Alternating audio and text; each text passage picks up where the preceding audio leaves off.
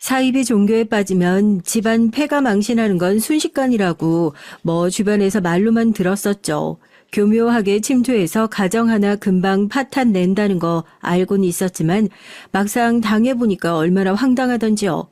거기다 그렇게 온 집안을 쑥대밭으로 만들어 놓은 그 미친 여자가 다른 사람도 아닌 시댁 식구였으니 얼마나 충격이었겠어요. 지금 전 온 집안을 흙탕물로 만들어 놓은 그 미꾸라지 한 마리 덕분에 인생 최대의 선택의 기로에 놓여 있습니다. 온 가족이 워낙 큰일을 겪기도 했고 저로선 지금 어떤 선택을 하는 게 좋을지 도무지 종잡을 수가 없어 하소연하듯 이렇게 사연을 쓰게 됐어요. 어디다가 말도 못하는 부끄러운 저희 집의 사연 한번 들어봐 주시고 부디 제가 현명한 답을 내릴 수 있도록 도움을 주시면 감사하겠습니다. 지영아, 아빠랑 엄마 서로 노력할 만큼 노력했어. 너도 이제 부모님 이해 못할 나이도 아니고 이 정도면 다 컸잖아? 여태까지 엄마랑 아빠랑 같이 지낸 것도 다 지영이 너 생각해서 그랬던 거야. 그러니까 지영이 너도 엄마 아빠 선택 존중해줘. 그게 맞는 거야. 고등학교 때 통보에 가까운 부모님의 이혼을 예고 없이 맞이하게 됐습니다. 정정해야겠네요. 예고 없는 이혼은 아니었죠. 어렸을 때부터 대체 두 분은 왜 결혼을 했을까 의심스러울 정도로 목소리를 높여 싸우는 날들이 많았습니다. 야, 너 삿대질을 해가면서 싸우다가 눈물을 그렁그렁 달고 있는 저와 눈이 마주치면 쾅 소리가 나게 문을 닫고 각자 방에 들어가서 다음날 아침까지 아무런 말도 하지 않는 그런 날들의 연속이었죠. 그래서 통보에 가까운 이혼 소식을 들었을 때 차라리 잘 됐다 싶기도 했어요. 이제 그 지긋지긋한 싸우는 소리를 더 이상 안 들어도 되겠구나 하고요. 어차피 내가 이혼하지 말라고 했어도 할 거였잖아요. 언제부터 내 생각이 그렇게 중요했다고 나한테 그런 얘기를 해요? 맘대로 하세요. 이혼을 하든 말든 신경 안 쓸 거니까. 부모님에 대한 애착도 전혀 없었어요. 낳아놓기만 하고 제가 무슨 생각을 하는지 두 분이 소리를 높여 싸울 때 그 소리를 듣지 않으려고 노래를 크게 틀어놓고 침대로 귀를 틀어막고 침대 구석에 가서 소리 죽여 울던 나를 들여다보지도 않던 이기적인 사람들. 저에게 부모님은 딱 그 정도였어요. 뭐든 혼자 하는 것이 익숙했었죠. 마음이 모나고 힘들었을 때 반 친구를 따라서 교회에 처음 가게 됐습니다. 어린 나이에 종교에 의지하려는 생각으로 갔던 것도 아니었고 그냥 거기 가면 친구들이 많으니까 다들 화라고는 없는 사람들처럼 항상 웃는 낯으로 잘 왔다고 어서 오라고 맞이해 주니까 그게 좋아서 매주 일요일 꼬박꼬박 예배에 나갔었죠. 사람이 힘들면 어떻게든지 살 궁리를 하는 법이라고 거기가 유일하게 제가 숨 쉴 구멍이었어요. 부모님이 이혼을 하신 후에 전 두 분의 뜻에 따라 아버지와 함께 지내야 됐고 어떠한 간섭도 없이 그냥 혼자 모든 것을 척척 해내는 사람으로 자랐죠. 아버지, 저 이제 대학에 붙었어요. 등록금은 언제까지 내야 한대요. 그래, 여기 있다. 아버지, 저 졸업하고 이 회사 들어가려고요. 그래, 너 좋을 대로 해라. 아버지, 저 이 회사 붙었어요. 그래, 너 알아서 해라. 집에서 사는 동안 아버지와 하루에 한마디도 하지 않았던 날들도 많았습니다. 집이 오히려 숨막히는 답답했던 공간이었죠. 밖에선 사람들과 말도 잘하고 자기 일 척척 잘해내는 사람이라 칭찬도 많이 받았던 것 같은데 집에서는 왜 그렇게 모난 자식이었는지 이상하죠. 대학을 졸업하고 작은 회사에서 격리를 시작해서 차근차근 제가 하고 싶은 일을 찾아 나갔습니다. 몇 번의 이직을 거치고 나니까 꽤나 이름난 회사에서 재무팀 과장까지 올라가게 됐어요. 사회적으로 나름대로 성공한 사람이 됐는데도 마음 한켠으론 말로 설명할 수 없는 허전한 구석이 있었던 것 같습니다. 그 허전함이 사람 간의 관계에서 오는 거라고 생각하고 어렸을 땐 친구들을 만나는데 많은 시간과 돈을 썼었고 조금 나이를 먹고 나서는 봉사활동을 그렇게 다녔던 것 같아요.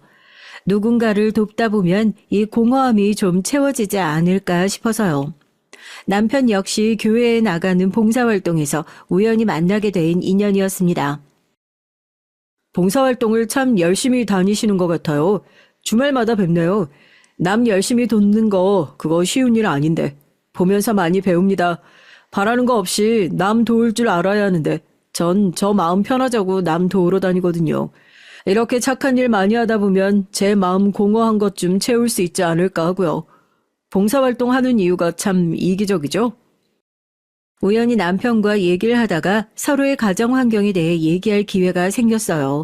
여동생과 함께 교회를 열심히 다니고 봉사활동도 성실하게 하는 사람이라는 것 정도만 알고 있었는데 제가 모르는 사연이 있는 사람이더라고요. 아버지가 일찍 돌아가시고 어머니가 외갓집에 두 사람을 맡기고 집을 나갔다고요. 부모님의 이혼으로 애착이 없었던 저와 달리 애착을 갖고 싶어도 가질 수 없었던 남편. 비슷한 듯 다른 상처를 가지고 있는 남편과 자연스럽게 많은 얘기를 하며 급속도로 가까워지게 됐습니다. 같은 생각과 상처를 공유한다는 것은 신기하고 무섭더라고요. 그렇게 저희는 부부가 됐어요. 같은 교회를 다닌다, 나랑 같은 상처를 공유하고 있는 사람이다. 이 사람이랑 결혼하고 싶다. 제 덤덤한 얘기에 아버지는 별다른 반대도 없이 저희의 결혼을 허락해 주셨습니다. 부모님에 대한 애착이 별로 없었던 저와 달리 남편과 시누이는 부모님에 대한 애착, 어쩔 때 보면 집착에 가까운 수준으로 보이기도 했죠. 돌아가신 아버지에 대한 그리움도 컸고 자기들을 두고 나간 어머니를 엄청나게 찾고 싶어 했었죠. 저희가 결혼을 한 이후에도 남편과 시누이는 어머니를 찾으려는 노력을 계속했었어요. 지역 신문에 광고를 내기도 했었고 봉사단체에 도움을 요청하기도 했었죠. 남편이 꾸준히 봉사활동을 하는 이유도 그것 때문이었어요. 본인의 어머니라면 자기들을 두고 나간 것이 미안해서라도 이런 곳에서 봉사활동을 하고 있을 거라고요. 그러다가 우연히 마주칠 수도 있을 거라고 그렇게 굳게 믿고 있더라고요. 여보, 그쯤 했으면 됐어. 어디서 잘 살고 계실 수도 있을 텐데 미안한 마음 때문에 찾으려고 하면 더 나서기 어려우실 수도 있잖아. 너무 조급해하지 마. 몇십 년째 그렇게 노력을 하는데도 감감무소식인데 다 이유가 있지 않겠냐는 게 제 생각이었지만 어머니를 간절히 찾고 싶어 하는 남편과 시누이의 마음을 어떻게 꺾을 수 있었겠습니까?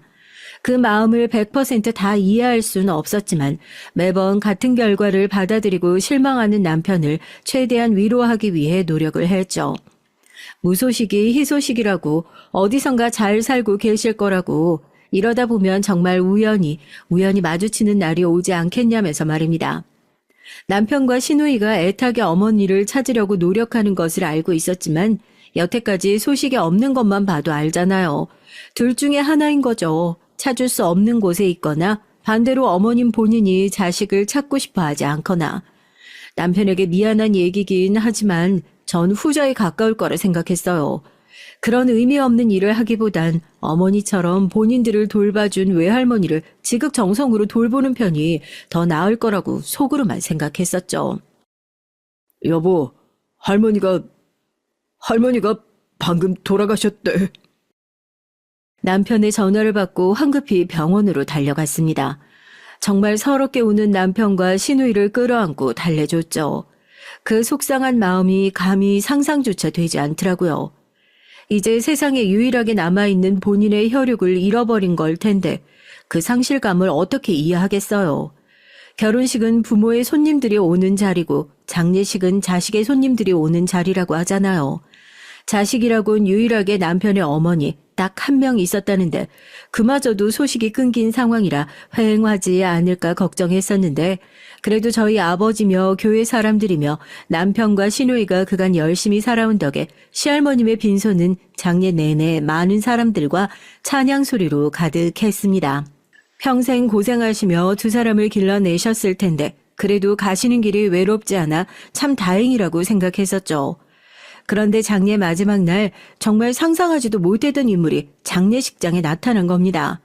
손님들도 하나 없는 시간 울다 지친 시누이는 한켠에 마련된 방에 들어가서 잠깐 눈을 붙이고 있는 상황이었고 남편도 벽에 기대어 잠깐 눈을 감고 있어라 얘기를 해놨고 빈소는 저 혼자 지키고 있었거든요.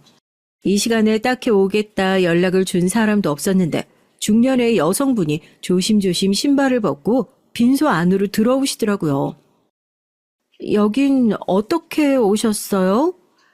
제 물음에도 대답이 없던 여성분은 신발을 벗자마자 벽에 기대어 있던 남편에게 달려가더니 대뜸 남편을 끌어안고 펑펑 울기 시작했습니다. 전 이게 대체 무슨 상황인지 어리둥절해서 지켜보고 있었고요.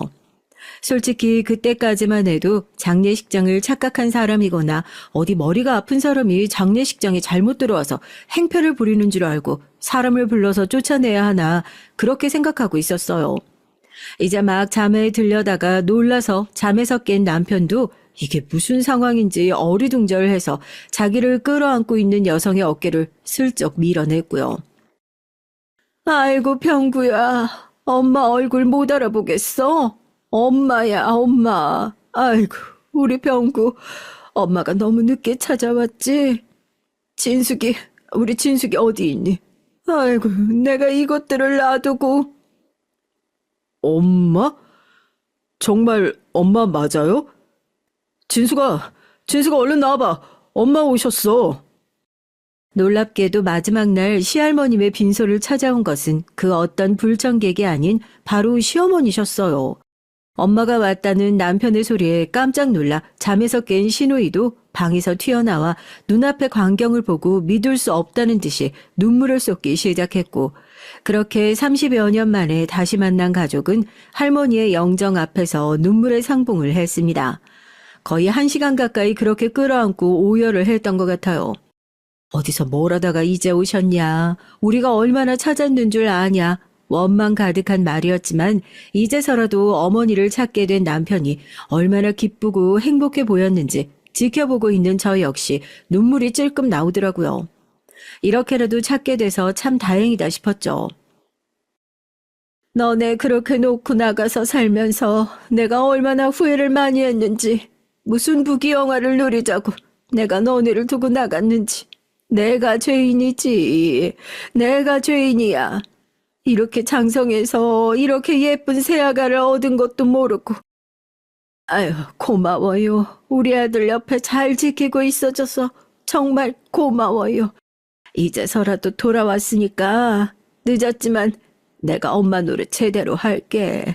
너네한테 그동안 제대로 못했던 거 이제서라도 죄값 치른다고 생각하고 배로 노력할 테니까. 결혼한 지 3년 차, 저는 그렇게 갑작스러운 시할머니의 임종과 시어머니의 복귀를 한꺼번에 맞이하게 됐습니다. 남편과 시누이를 두고 나가서 새롭게 가정을 꾸리고 살았다고 생각했던 시어머니는 얘기를 들어보니 외국에 나가서 일을 하고 계시느라 남편과 시누이가 그렇게 애타게 찾고 있었던 것을 전혀 모르고 계셨다고 하더라고요. 우연히 잠깐 한국에 들어왔다가 시할머니께서 돌아가셨다는 소식을 다른 사람에게 전해 듣고 오게 됐다면서요. 한동안은 시할머니 집에서 이것저것 정리하면서 지내겠다는 얘기에 남편과 시누이는 뛸 듯이 기뻐했죠. 기뻐하는 남편을 보면서 저 역시 마냥 기뻐하기만 해야 되는데 마음이 영 석연치가 않더라고요. 아무리 외국에 나가서 일을 오래 했다고 하더라도 지인을 통해 시할머니의 소식까지 전해 들을 수 있는 정도라면 한국에 들어와서 두 사람을 찾으려고 마음만 먹었다면 언제든지 찾을 수 있었던 것이 아닌가 싶기도 하고, 시할머니가 돌아가시면서 남기신 집이며 보험금이 꽤나 되거든요. 만일 시어머니가 내내 나타나지 않으셨다면 그 유산은 전부 남편과 시누이의 몫으로 돌아갔을 텐데 다른 시점도 아니고 갑자기 이때 어머님이 나타나신 것도 그렇고, 혹시나 정말 혹시나 남편과 시누이를 찾으러 오신 게 아니라 이 재산을 다시 되찾기 위해 오신 게 아닐까 하는 생각이 들기도 했죠. 어머니가 돌아오셔서 정말 다행이야. 당신이 정말 내 인생의 귀인인가 봐. 당신 만나고 나서도 나한테 이렇게 좋은 일이 생기는 거 보니까. 한국 들어오신 지 얼마 안 돼서 이것저것 적응하기 힘드실 테니까 조금 번거롭더라도 당신이 신경 좀 많이 써줘. 부탁 좀 할게. 남편과 시누이는 30년 만에 어머니를 만난 거니 얼마나 반갑겠어요. 제가 생각하는 그 만에 하나라는 의심조차 하고 있는 것 같지 않았어요. 남편한테 혹시나 하는 그 얘기를 꺼내려다가도 저렇게 기뻐하는 사람한테 괜한 얘기를 하는 건가 싶어서 입을 꾹 다물게 되더라고요. 신경을 좀 써달라는 남편의 말에 알겠다고 고개를 끄덕이는 수밖에요. 그게 뭐 어려운 일이라고요. 그런데 제가 너무 쉽게 생각을 했던 겁니다. 생각해보면 여태 시어머니 없이 결혼 생활하다가 갑자기 등장한 시어머니가 어떤 분인지도 모르는 건데요. 몇십 년 만에 어머니를 찾은 기쁨에 시어머니가 하는 말이라면 무조건 옳았구나 하고 믿고 따르는 두 명의 든든한 자식까지 둔 상황에서 갈등이라고는 전혀 없을 것 같았던 저와 남편 사이가 시어머니의 등장으로 인해 조금씩 벌어지게 될 것이라곤 그땐 전혀 예상하지 못했습니다. 제가 재무팀에서 일을 하고 있어서 뭐 회사 일이나 교회 일이나 얼마나 차이가 난다고요. 봉사를 하는 셈치고 교회에서도 재정관리를 하는 운영위원으로 활동하고 있어요. 교회에서 진행되는 행사를 기획하고 회계 정리에 자문을 주는 일을 하고 있고 분기별로 한 번씩 큰 일을 도와야 할 때가 있거든요. 남편이나 시누이도 저와 함께 교회를 오랫동안 다녔으니 제가 하는 일에 대해 잘 알고 있고요. 그런데 시어머니가 돌아오신 이후로 두 사람이 이런저런 핑계로 주일 예배에 빠지기 시작하는 겁니다. 처음엔 한 달에 한 번, 다음 달엔 한 달에 두 번, 또 그 다음 달엔 한 달 내내 교회 사람들도 남편과 시누이에게 무슨 일이 있었는지 저를 통해서 물어볼 정도였죠. 이렇게 한 번도 빠진 적이 없었으니까요. 어머님께서 딱히 평일에 따로 일을 하시는 것 같지도 않은데 하필 딱 토요일 저녁만 되면 남편에게 연락해서 내일 이거 하자, 내일 저거 하자 하고 불러내는 느낌이 들더라고요. 이건 좀 아니다 싶어 토요일 저녁에 일부러 다 같이 저희 집에서 밥을 먹자 하고 시어머니를 초대해 식사 자리를 만들었어요. 아니라 다를까 식사가 슬슬 끝나갈 무렵에 시어머니께서 자연스럽게 내일은 아침에 장을 보러 가자며 시누이와 남편에게 얘기를 건네시더라고요. 엄님, 저희 내일 오전에 예배가 있어서요. 오전이면 다 끝나는데 급한 거 아니시면 오후에 다 같이 가면 안 될까요? 제가 끝나고 모시러 갈게요. 큰 마트도 있고 저도 어머님이랑 마침 같이 장 보러 가면 좋겠다 생각했었는데 어떠세요? 예, 장을 아침에 보러 가야지. 교회 그거야 하루 빠지고 다음 주에 가면 그만이지. 이 사람 지난달에도 내내 안 나가서 사람들이 걱정하더라고요. 그러지 마시고 제가 오후에 시간 맞춰서 모시러 갈게요. 나간 김에 어머님 옷도 사고 그러면 되겠다. 그치? 남편과 시누인 중간에 껴서 당황하는 눈치였지만 제가 그렇게까지 얘기를 하니 뭐라고 더 하실 말씀이 없으니 장은 아침에 보러 가야 하는데 무슨 오후에 가서 볼 거나 있겠냐면서 볼멘 소리를 하시면서 먼저 자리에서 휙 일어나 거실로 가버리시더라고요. 과일 깎아서 내가겠다 하고 남편이랑 시누이를 먼저 보냈고요. TV를 켜놔서 소리가 잘 들리지 않았는데 얼핏 제 이름이 들리는 것 같아 무슨 말씀을 하시나 거실 쪽으로 가까이 가서 얘기를 들어보니까 남편이랑 시누이한테 제 욕을 하고 있더라고요. 못 가게 했다 이거죠. 제 평소에도 저러니? 가만 보면 교회에 미쳐 사는 것 같다. 너네 조심해. 저런 애들이 무서운 거야. 쟤는 가만 보면 무슨 교회에다가 자기 재산도 퍼주려 갔다. 무슨 그거 교회 좀 못 가게 했다고 아주 자기 시어머니를 잡아먹을 듯이 내가 얼마 만에 너네를 보는 건데 너네랑 내 사이 갈라놓는 거지 저게. 좋게 봤는데 얘 심보가 못된 애 같다 아주. 나는 좀 그래. 남편과 시누이는 그런 사람이 아니라며 손사래를 치는데 시어머니는 끝까지 이래서 별로고 저래서 별로고 저와 남편 사이를 이간질하기 위해서 억지로 말을 만들어내는 느낌이더라고요. 여태 저런 식으로 얘기했을 걸 생각하니까 속으로 울컥 화가 나더라고요. 깎은 과일을 들고 가니까 또 언제 그랬냐는 듯이 입을 꾹 다물고 남편이랑 시누이한테만 과일 콕 집어 이것도 먹어봐라 저것도 먹어봐라 하면서 착한 엄마 흉내를 내는데 그때부터 뭔가 쎄하다 싶긴 했어요. 하지만 시어머니의 만행은 그때부터 시작됐습니다. 남편과 시누이가 교회에 못 가게 하는 건 물론이고 제가 중간에 껴서 이런 시어머니의 행동을 제지하려고 하는 모습을 보이니 이제 절 뭔가 방해꾼이라고 여기시는 건지 아주 저를 대놓고 괴롭히기 시작하시더라고요. 시어머니가 돌아오신 이후로 시집살이가 어느 정도 있을 거라 예상은 했었지만 집안일과 저희 생활 환경에 사사건건 간섭을 하기 시작하면서 남편과의 갈등도 조금씩 심해지기 시작했습니다. 저희 집은 결혼을 한 이후부터 제가 경제권을 거의 다 가지고 생활을 하고 있어요. 남편 역시 그 부분에 있어 동의했고 오히려 경제권을 저한테 넘겨주면서 회사에서도 하루 종일 이런 일을 하는데 집에서까지 일을 시키는 것 같다며 미안해하기까지 했던걸요. 한 번도 생활비를 모자라게 쓴 적도 없었고 없는 살림이긴 하지만 꼬박꼬박 저축까지 잘하고 있는 상황에서 한 번도 가계부를 보여달라 이런 소리를 했던 적이 없었던 남편이기에 대번에 시어머니 짓이구나 예상을 했었습니다. 왜? 어머님이 보여달라셔? 아무리 그래도 왜 우리 집안 살림까지 간섭하려고 그러시는 거야? 언제부터 우리 사는 거에 그렇게 관심을 가지셨다고? 이제 막 오셨잖아. 내가 당신이랑 아가씨랑 같이 시간 보내는 거 가지고 뭐라고 했던 적 있어? 왜 이런 걸 하나 못 쳐내? 어머니가 보고 싶으시다잖아. 그냥 보여주면 될 걸 가지고 왜 그렇게 화를 내서 일을 크게 만들려고 해? 가계부가 뭐 별거라고. 그 상황에서 가장 답답한 건 남편의 태도였어요. 어머니한테 질질 끌려다니면서 어머니가 이렇게 하자시는데 그냥 당신이 이렇게 해주면 안 되냐. 그냥 조용히 좀 넘어가면 안 되냐 하는 그런 태도요. 결국 저도 양보 못한다. 그렇게 보고 싶으면 집에 와서 직접 보셔라. 으름장을 놨습니다. 집에 와서 가계부 몇 페이지 떠들러 본 어머님이 고가운 표정으로 한 말씀 하시더군요. 우리 아들이 벌어오는 거에 비해서 너무 아끼면서 사는 거 아니냐고요. 어머님, 이건 저희 집안 살림이에요. 저희 집안 살림은 제가 알아서 하게 해주세요. 어머예, 내가 뭐 너희 집안 살림 가로채기라도 할까봐 그러니? 무서워서 무슨 말을 못하겠다. 이렇게 짠돌이처럼 굴어서 우리 아들 힘들까봐 한마디 한 거 가지고 원.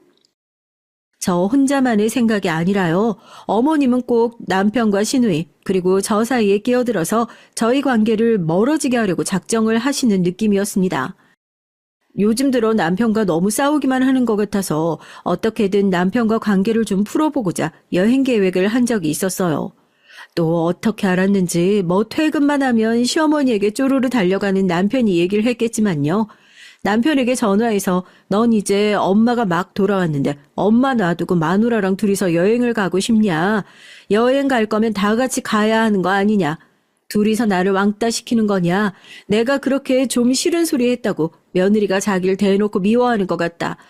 밤새 남편한테 전화해서 제가 옆에 있는 거 뻔히 아는데도 징징징징 우는 소리를 해대더군요. 기어이 남편 입에서 엄마 이제 막 돌아오신 건데 우리끼리 여행 가는 게 많이 서운한 것 같다. 엄마 외로우신 것 같은데 여행 갈 때 엄마도 모시고 가면 어떠냐 소리가 나오는 걸 보고 저도 머리를 쥐어뜯으면서 집에서 소리를 질렀어요. 제발 그만하라고요. 집에서 한 번도 그렇게 크게 화를 낸 적이 없었으니까 남편도 그런 저를 보면서 깜짝 놀라더라고요. 대체 왜 그렇게까지 화를 내냐면서요. 엄마. 지금 그 엄마 때문에 우리 관계가 얼마나 틀어졌는지 보이지도 않아? 그거 꾸역꾸역 돌려보겠다고 지금 이 말도 안 되는 여행 당신이랑 같이 가겠다고 내가 100번 1000번 양보했는데 뭐? 엄마도 모시고 가면 안 돼? 그렇게 엄마 외로울까봐 걱정되면 그 여행도 가지 마. 됐어. 엄마 외로울까봐 걱정돼서 놔두고 여행은 어떻게 가? 난 모시고 갈 생각 전혀 없으니까 그냥 지금처럼 퇴근하고 왔다 갔다 하면서 있어. 나 혼자 친정에 가든지 여행을 가든지 알아서 할 테니까. 알겠어? 시어머니가 돌아온 이후로 남편도 시댁도 점점 지긋지긋해지기 시작했어요. 남편과의 관계가 멀어지는 건 물론이고 그 말도 안 되는 시집살이에 제가 점점 말라 죽을 것 같더라고요. 제가 그렇게 말라서 타들어 갈수록 시어머니는 생기를 얻고 활개를 치는 것 같아 그게 저를 더 미치게 하는 것 같았습니다. 그러던 중 시누이의 결혼으로 그동안 참아왔던 갈등이 폭발하고 말았죠. 시누이와는 결혼 전부터 같은 교회를 다니면서 정말 좋은 사이였어요. 외동으로 자라면서 누굴 예뻐한다는 생각을 해본 적도 없었는데 저희 신우는 워낙 성격도 착하고 결혼 전부터 저를 언니 하면서 따랐던 통에 저도 없던 동생이 생긴 것처럼 더 마음을 썼었거든요.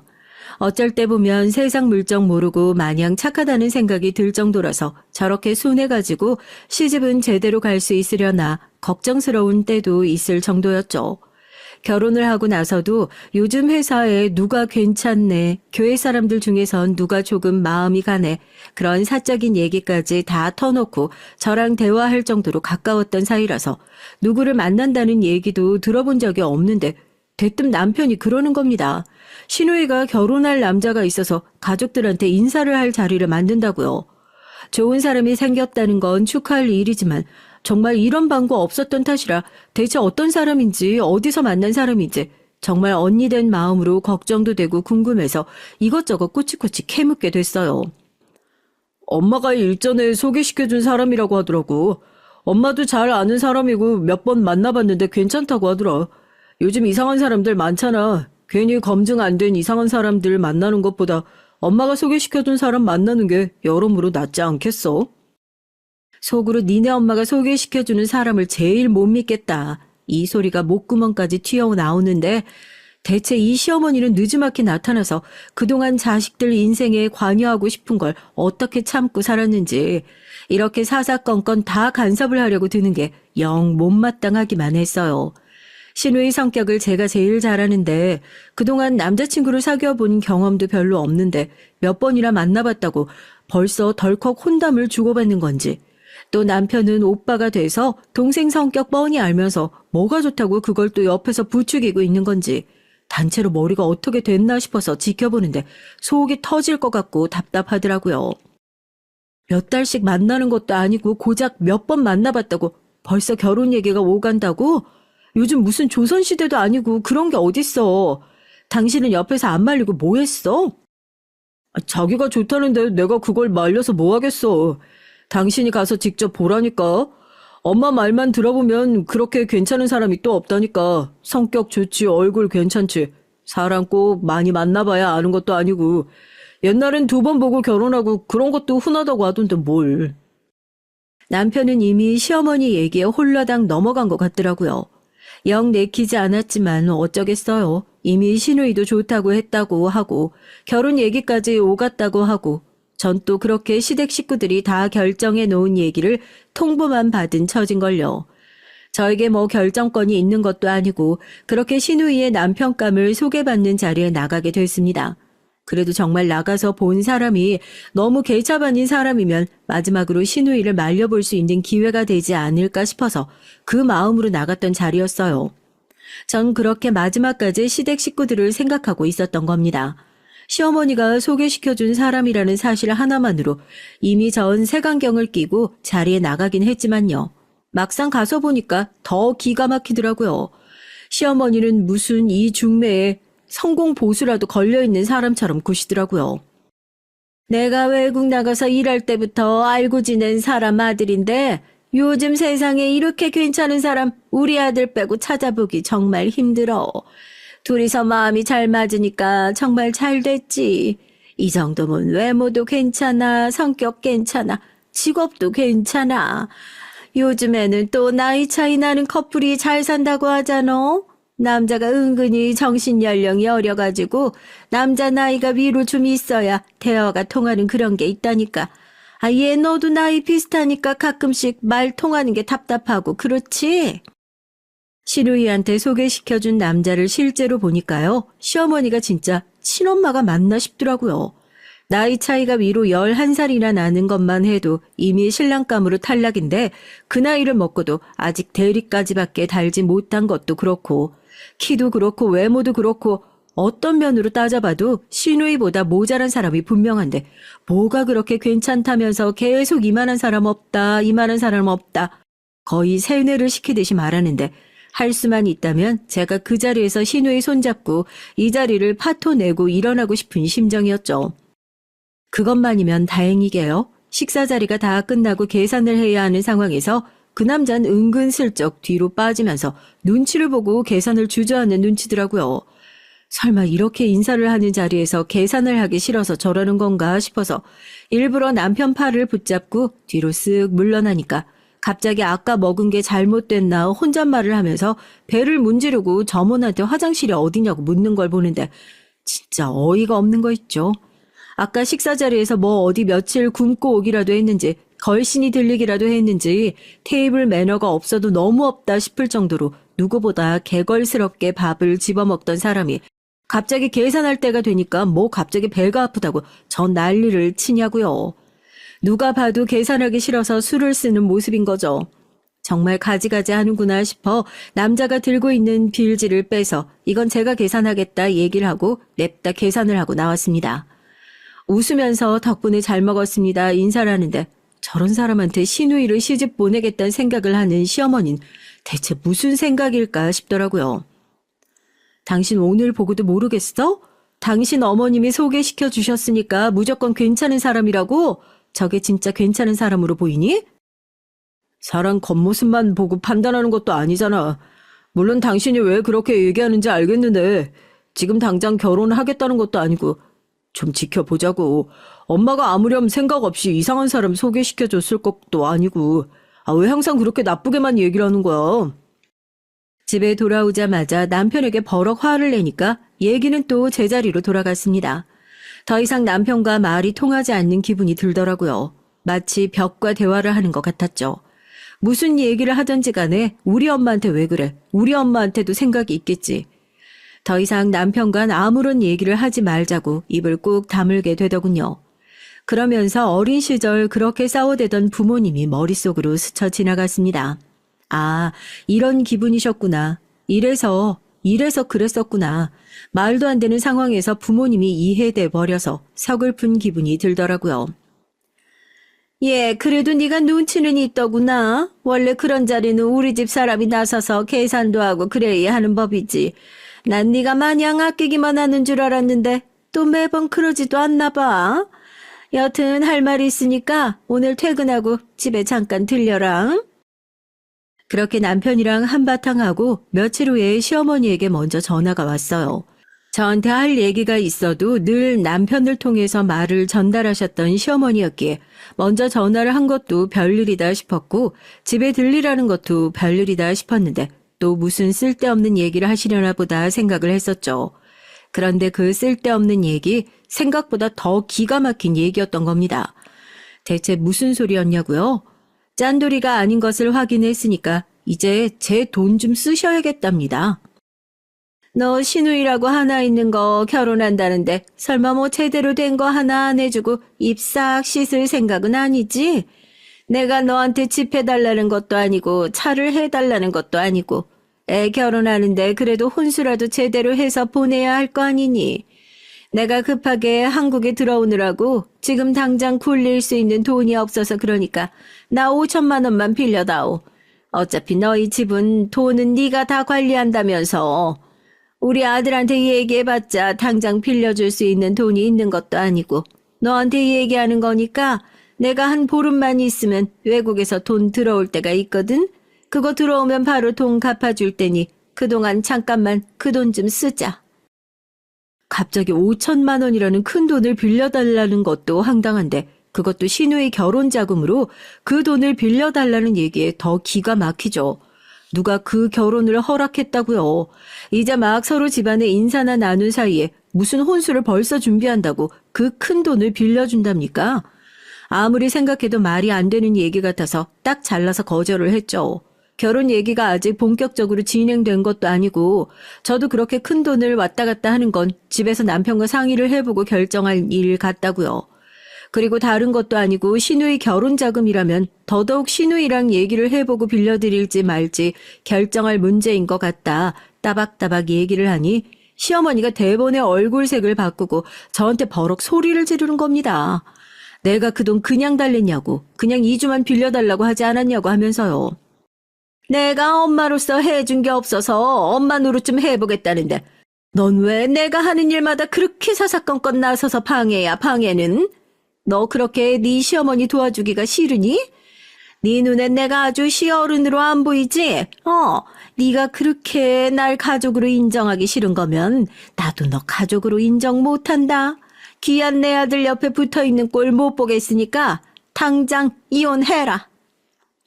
이혼 소리를 시어머니에게 들은 것도 기가 막힌데 얼굴이 시뻘개져서 씩씩거리던 시어머니가 제 뺨을 세차게 올렸어요. 저 역시 속에서 부글부글 끓고 있던 게 한 번에 뻥 하고 터져버린 느낌이었죠.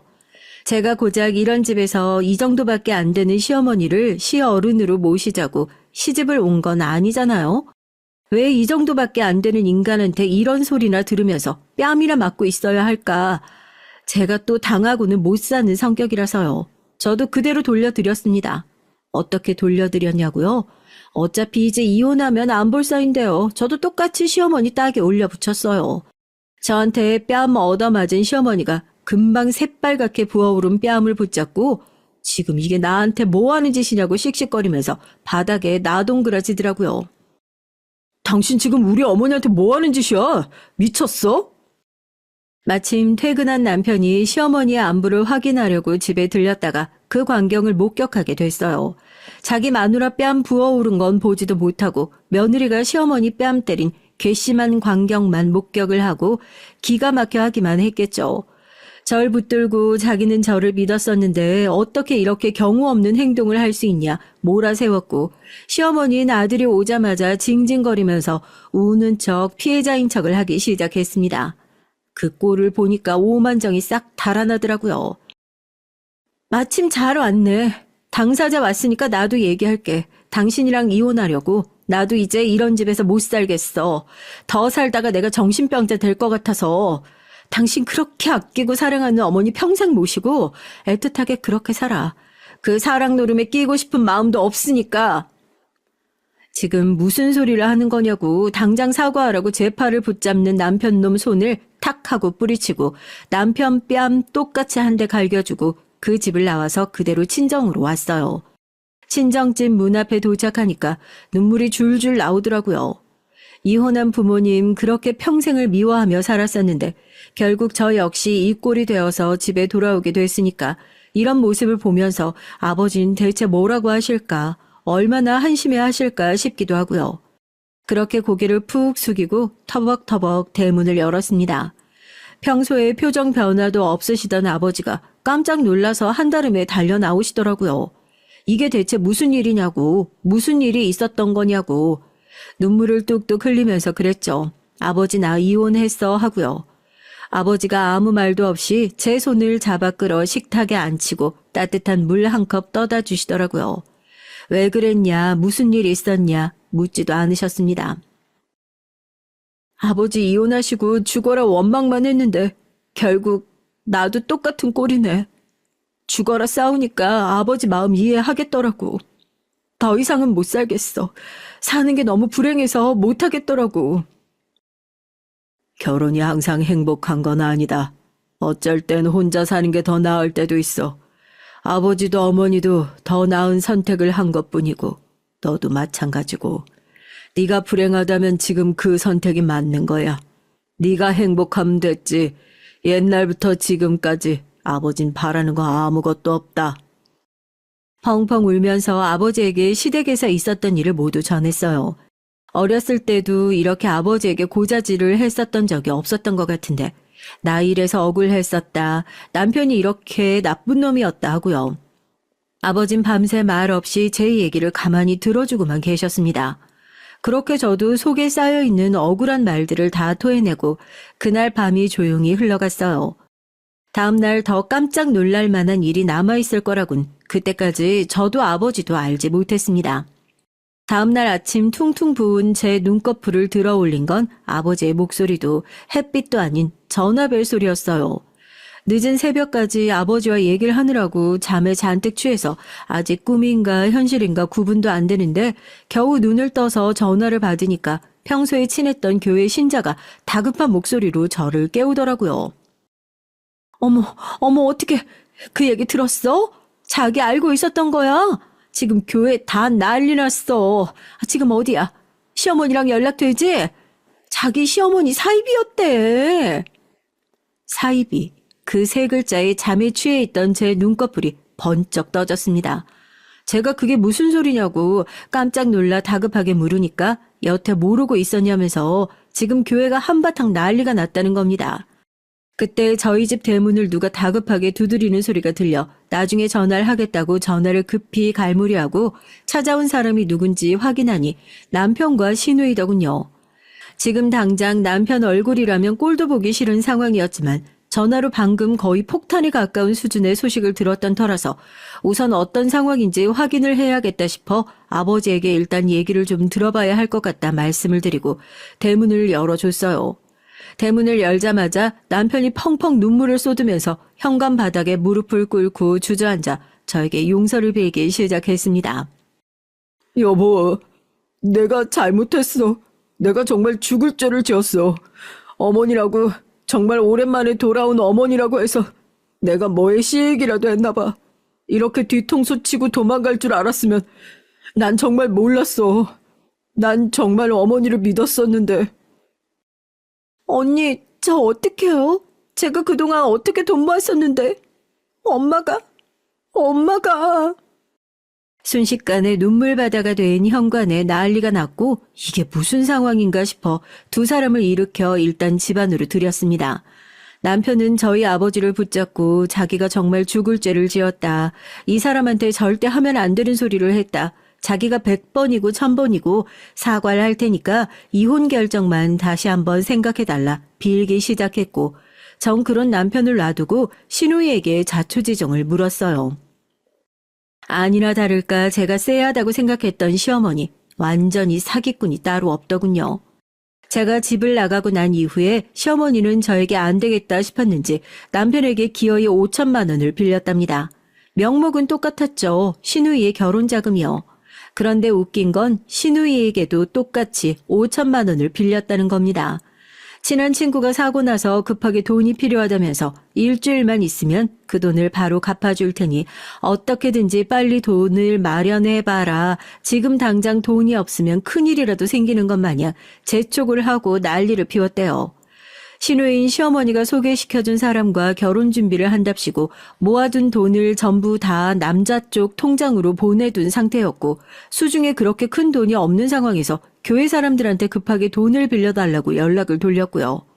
한 번도 그렇게 돈을 빌려달라는 연락을 했던 적이 없었던 신우이가 갑자기 연락이 오니까 수상하게 생각했던 교회 신자가 혹시 무슨 일 있냐고 물었고 신우이가 어쩔 수 없이 시어머니 얘기를 꺼냈답니다. 그런데 이 시어머니 이번에 교회에서 제대로 한탕 해먹고 어디론가 도망갈 생각이었는지 어떻게 알게 된 동네 지인들에게도 이런저런 핑계를 대면서 조금씩 돈을 빌리고 다니는 상황이었고 어제 일을 통해서 절대 말하지 말라며 너한테만 얘기하는 거다 하면서 했던 시어머니의 거짓말이 한순간에 다 드러나게 됐었던 거죠. 돈만 사기치려고 했던 거면 그나마 다행이게요. 그 교회에 사이비 종교에 오래 빠져 있다가 나온 사람이 하나 있었는데 그 사람이 신우이가 소개받았다는 남자를 보자마자 대번에 알아봤답니다. 사이비 종교 쪽에서 유명한 사람이라면서요. 그런 식으로 돈을 빌리고 교회를 못 나가게 했던 포교 수법까지 전부 다 자기가 당했던 것과 일치한다면서 지금이라도 빨리 연락을 해보라고 그 돈 다시 돌려받아야 한다고 얘기를 해준 거죠. 신우이가 깜짝 놀라서 결혼할 남자에게 다급하게 연락을 해봤지만 이미 자기들의 수법이 걸렸다는 걸 눈치챈 남잔 연락 두절. 남편도 그제서야 시어머니 집을 찾아가 봤지만 이미 시어머니 역시 짐 싹 싸서 핸드폰 꺼놓고 도망치고 없어졌다고 합니다. 그러니까 사이비 종교에 빠져있던 시어머니가 마찬가지로 사이비 종교 출신의 남자를 신우이한테까지 소개시켜주고 제대로 벗겨먹으려고 했던 거죠. 남편과 신우인 거기에 보기 좋게 속아 넘어갔던 거고요. 어떻게 엄마란 사람이 그래요? 엄마라고 해서 30년 만에 찾은 엄마라고 해서 당연히 좋은 사람이겠거니 믿고 있었는데 이렇게 뒤통수를 칠 거라고 생각도 못했어요. 언니가 이상하다고 했을 때 그때 말을 들었으면 일이 이렇게까지 커지지 않았을걸. 그때 왜 그 말을 안 들어서 언니 정말 죄송해요. 정말 죄송해요. 여보, 내가 너무 멍청했어. 당신을 못 믿었던 게 아니라 어머니를 찾았다는 게 너무 기뻐서. 나도 다른 사람들처럼 평범하게 엄마가 있다는 사실이 너무 기뻐서 그것 때문에 다른 걸 생각할 겨를이 없었어. 나 그 돈 다 잃어도 좋으니까 당신 없으면 못 살아. 다시 한 번만 생각해줘. 이혼은 죽어도 못하겠어. 당신까지 없어지면 나 정말 그때는 어떻게 살아. 눈물로 사과하는 남편과 신우이를 보면서 한숨만 폭폭 나오더라고요. 일단 이 난리통이 났는데 그 사기꾼들은 잡아야 할 거 아닙니까? 이미 두 사람은 돈이고 사람이고 다 잃어버린 통에 정신은 하나도 없는데 뭘 제대로 할 수 있는 정신이나 있겠어요? 저랑 아버지랑 경찰에 대신 신고를 해주고 다 같이 경찰서에 가서 진술서를 작성했죠. 우선 저에게도 생각할 시간을 좀 달라 얘기하고 남편은 다시 집으로 돌려보내고 전 친정으로 다시 돌아온 상태입니다. 아버지도 어떻게 하고 싶냐? 네가 하고 싶은 대로 하면 된다. 무조건 너의 뜻을 따르겠다. 마음 가는 대로 하면 된다 얘기를 해주시는데 막상 저도 그렇게 큰일을 당하고 나니까 머리가 팽글팽글 눈앞에서 도는 느낌이에요. 조직적으로 사고를 치고 다닌 시어머니와 그 남자야 다시 잡을 수 있겠지만 그 수많은 일들을 겪으면서 남편과 한번 깨져버린 신뢰를 다시 붙일 수 있을지 그게 너무나도 고민이 됩니다. 이번엔 시어머니일 수 있겠지만 다음엔 그게 어떤 존재가 될지 제가 감히 예상이나 할 수 있을까요? 다른 이유에서 또 다시 남편과 멀어지게 되면 그리고 남편이 또 똑같은 실수를 하게 되면 제가 남편을 용서해 주게 된 이번 일을 또 후회하게 되지 않을까 걱정이 됩니다. 착하고 바보 같은 두 남매를 용서해 주고 싶은 마음이야 굴뚝 같지만 제 선택에 후회를 남기고 싶지 않아서 고민스러운 마음에 이렇게 사연을 보내게 됐어요. 저 정말 남편의 실수를 용서해 줘도 되는 걸까요? 미친 시어머니 하나 때문에 온 집안이 쑥대밭이 되어버린 제 고민. 누군가 속 시원하게 해결해 주셨으면 좋겠어서 이렇게 혼자 부르짖어 봅니다. 누군가 저 좀 도와주시면 좋겠습니다. 안녕하세요. 구독자 여러분. 저는 큰 며느리이자 가정주부로 살고 있는 40대 초반의 여성이에요. 오늘은 의사동서만 이뻐라 하는 제 시어머니를 고발하기 위해서 여기 채널에 글을 쓰게 됐습니다.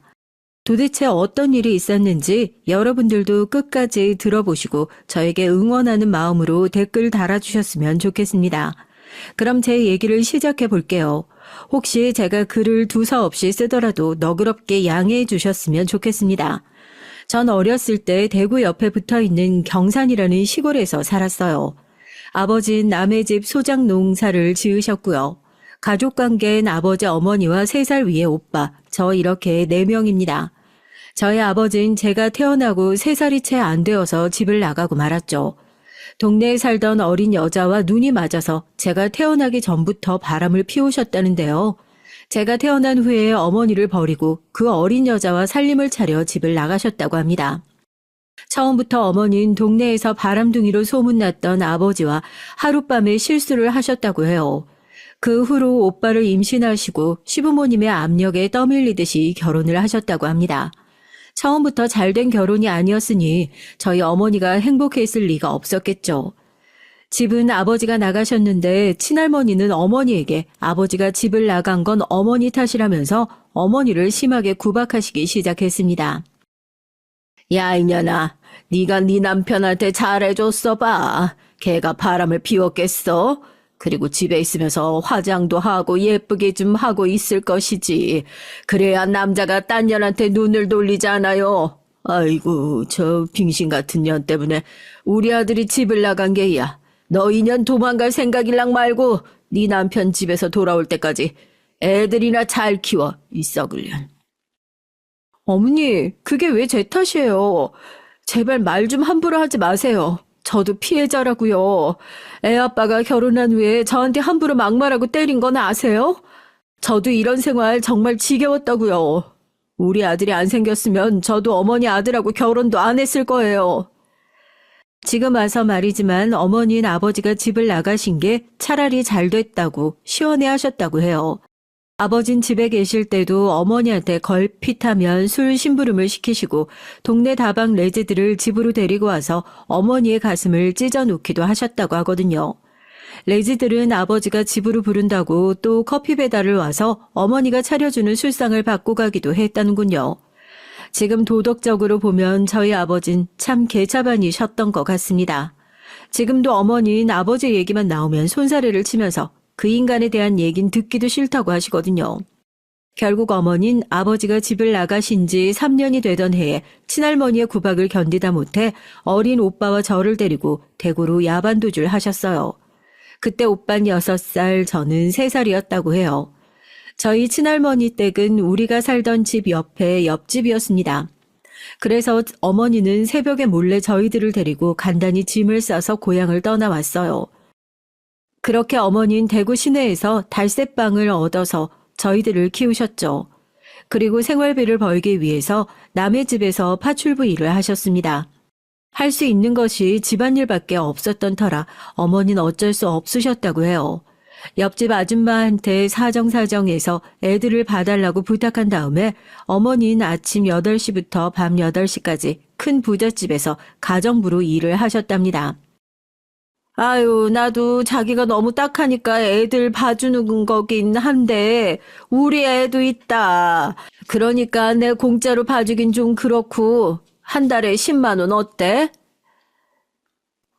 내가 하루에 12시간 일해서 받는 돈이 한 달에 80만 원인데 어떻게 10만 원을 줘요? 응? 조금만 깎아줘. 제발 부탁이야, 영호 엄마.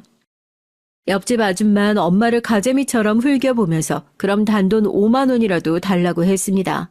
어머닌 그렇게 한 달에 5만 원을 주고 우리를 옆집 아줌마 애들과 같이 낮 동안 봐달라고 부탁을 했어요.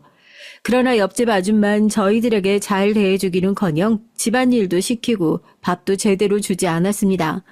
게다가 걸핏하면 오빠와 저에게 소리를 지르고 말 안 듣는다고 손찌검까지 하셨어요. 그 나쁜 여자는 교묘하게 저희 엄마가 제대로 알아보지 못할 곳만 골라서 때렸습니다. 배라든지 팔뚝이라든지 그런 곳 말이죠.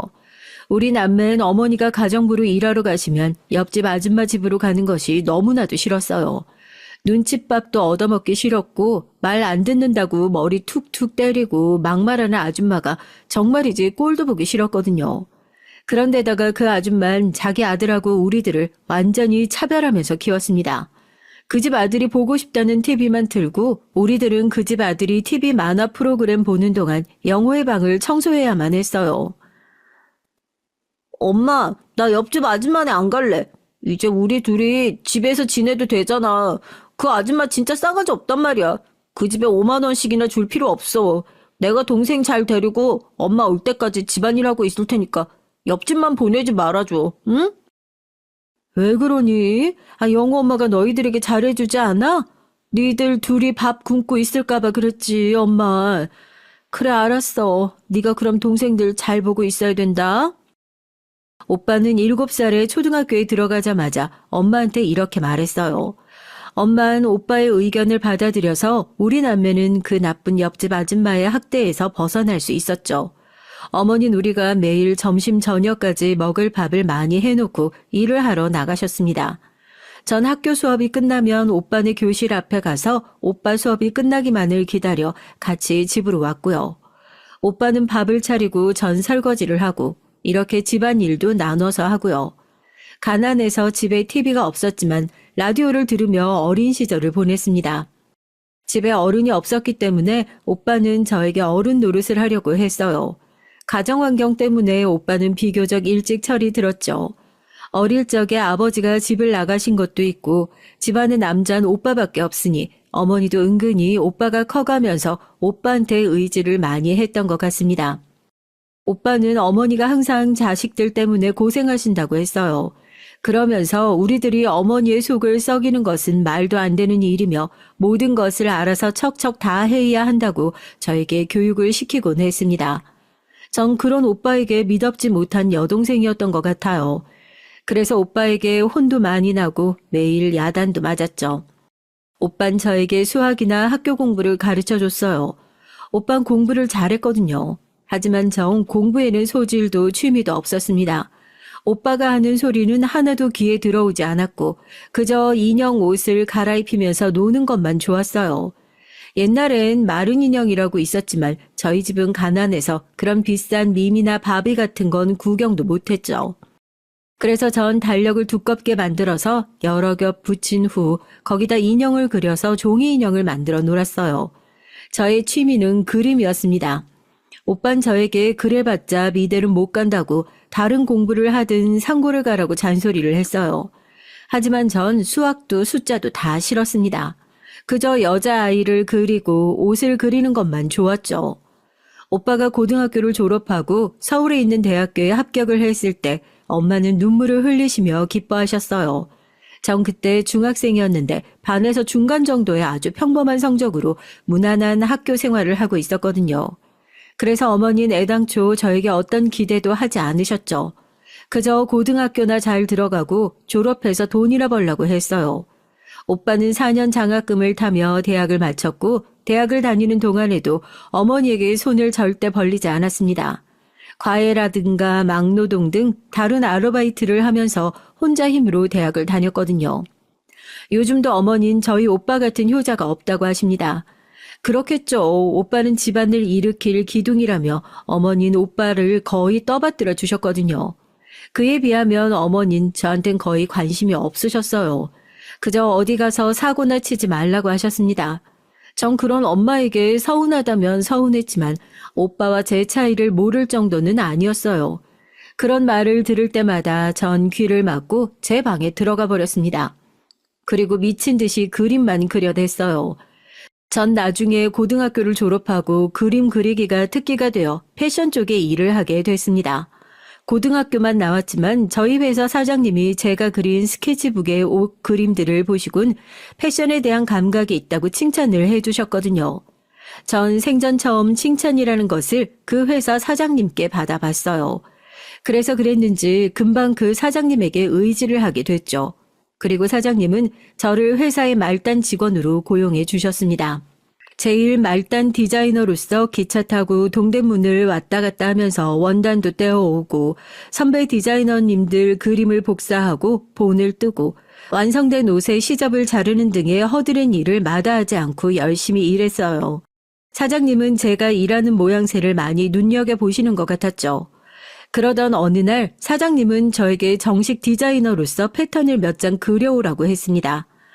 전 정말 그 말을 듣는데 눈물이 나도록 기뻤어요. 제 능력을 인정받은 듯한 느낌에 가슴이 뭉클해서 밤을 새워가며 패턴을 그리고 또 그렸습니다. 사장님은 저의 옷 디자인을 보시곤 크게 만족하셨어요. 그래서 전 드디어 패션 디자이너로서의 첫 발을 내디딜 수 있었습니다. 그렇게 몇 년간 그 패션 회사에서 일을 했고요. 그러다 24살이 되었을 때 저는 첫 번째 좌절을 맛봐야 했습니다. 제가 다니던 그 패션 회사가 그만 도산을 하고 말았거든요. 사장님은 무리하게 회사 규모를 확장하려고 하다가 밀려드는 어음을 막지 못해 회사를 망하게 만들었어요. 그리고는 무책임하게 도망을 가버리셨죠. 개인 투자자들은 매일 저희 회사 앞에서 사장을 찾으면서 책상을 때려 부수고 행패를 부리다 갔습니다. 처음엔 사장님이 돌아와서 어떻게든 해결을 할 거라고 믿고 기다리던 회사 동료들과 선배들 역시 사장님 욕을 하면서 회사를 떠나고 말았어요. 전 끝까지 사장님을 믿었지만 끝내 그 사람은 돌아오지 않았습니다. 전 하루아침에 몇 달치 월급도 떼이고 직장을 잃어버린 백수가 된 것이었어요. 실망한 저에게 어머니가 말씀하셨습니다. 예, 수진아. 이렇게 된 마당에 그냥 적당한 사람 만나서 시집이나 가는 건 어떠니? 사실 마침 우리 사모님이 참한 아가씨 없냐고 그러던데 말이야. 사모님 친구분 댁이면 부잣집 아니겠어? 엄마, 나 이제 24이에요. 결혼은 좀 더 이따가 하고 싶어요. 지금은 돈을 더 벌고 싶은데. 예, 넌 그 패션 디자이너인지 뭔지 안다고 4년이나 허송세월 보냈잖니. 그러니까 이제라도 좋은 집에 시집가서 편하게 살아, 응? 엄마가 너만 시집 보내면 두 발 뻗고 잠을 잘 수 있을 것 같다. 여러분, 이런 말은 저희 엄마지만 너무 뻔뻔스러운 말 아닌가요? 도대체 부모님을 위해서 자식이 하고 싶지 않은 결혼을 해야 한다는 게 말이 된다고 생각하시나요? 하지만 저희 엄만 고집을 꺾지 않으셨어요.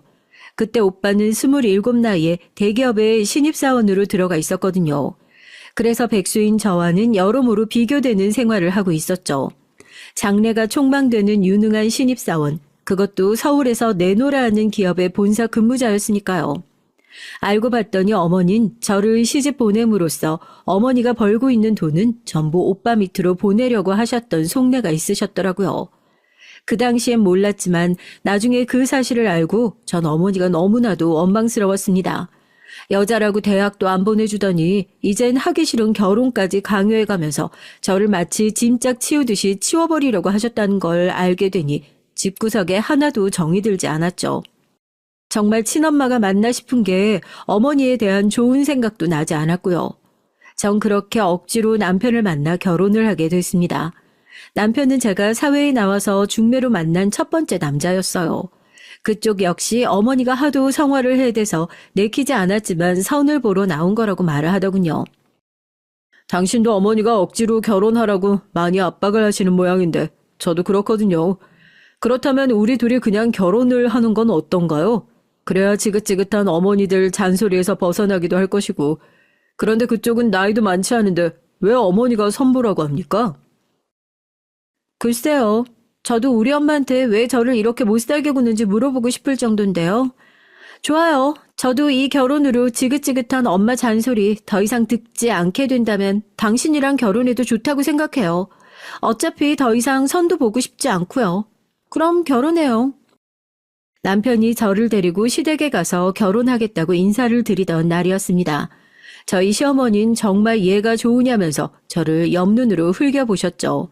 아들이 선을 본다고 했다고 설마 첫 번째로 선본 여자와 정말 결혼할 거라는 생각은 전혀 안 하셨나 보더라고요. 그래서 본의 아니게 남편은 시어머니께 엿을 먹이게 된 거나 마찬가지죠. 제가 남편 뜻이 궁금해서 나중에 물어봤거든요.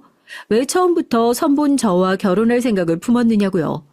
그랬더니 남편은 시어머니가 너무 얄미워서 나를 선택한 것도 있다고 하더군요.